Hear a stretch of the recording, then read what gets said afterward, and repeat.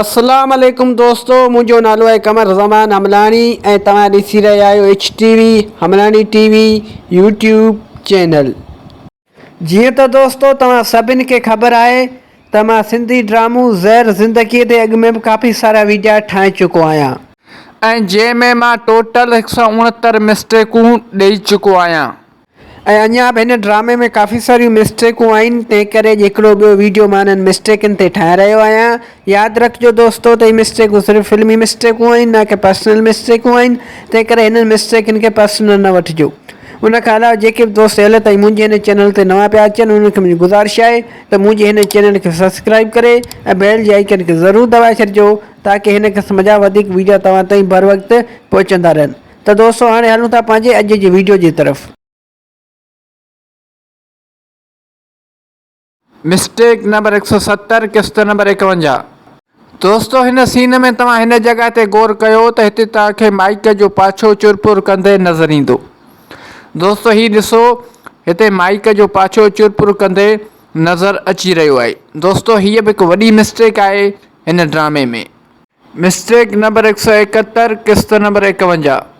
दोस्तों हिन सीन में तव्हां ॾिसो त हिन ॿिन्ही कपनि जे मथां का बि हिते छाणी रखियल कोन्हे। दोस्तों हिन सीन में हिकु दफ़ो तव्हां ॿियो ॾिसो त हिते हिननि ॿिन्ही कपनि जे मथां का बि छाणी रखियल कोन्हे।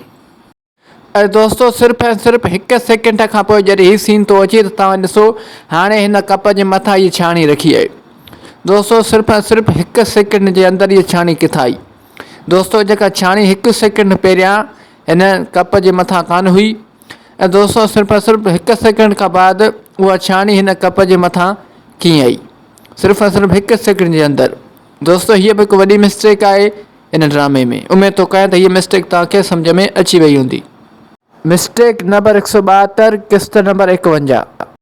दोस्तों हिन सीन में तव्हां हिन जॻह ते गौर कयो त हिते तव्हांखे कैमरामैन जो पाछो साफ़ ऐं ज़ाहिर नज़र ईंदो।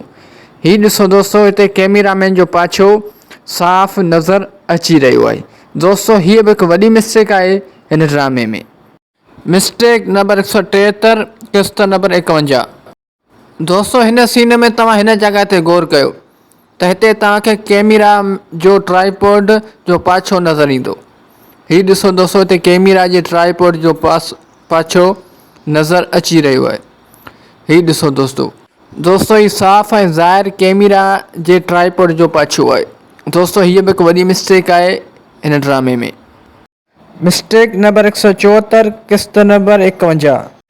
दोस्तों हिन सीन में मिस्टेक इहा आहे त लुकमान कैमरा जी तरफ़ ध्यानु करे रहियो आहे, यानी कैमरा जी तरफ़ निहारे रहियो आहे। दोस्तों इहा मिस्टेक हिन लुकमान जी न आहे। दरअसल लुकमान खे अञा डायरेक्टर सम्झाए रहियो हुयो त छा करिणो आहे या छा चवणो आहे, त उन खां अॻु में ई कैमरामैन तकड़ करे कैमरा ऑन करे छॾी त हीअ मिस्टेक रिकॉर्ड थी वई। दोस्तों हीअ बि हिकु वॾी मिस्टेक आहे हिन ड्रामे में। उमेद थो कयां त हीअ मिस्टेक तव्हांखे सम्झ में अची वई हूंदी।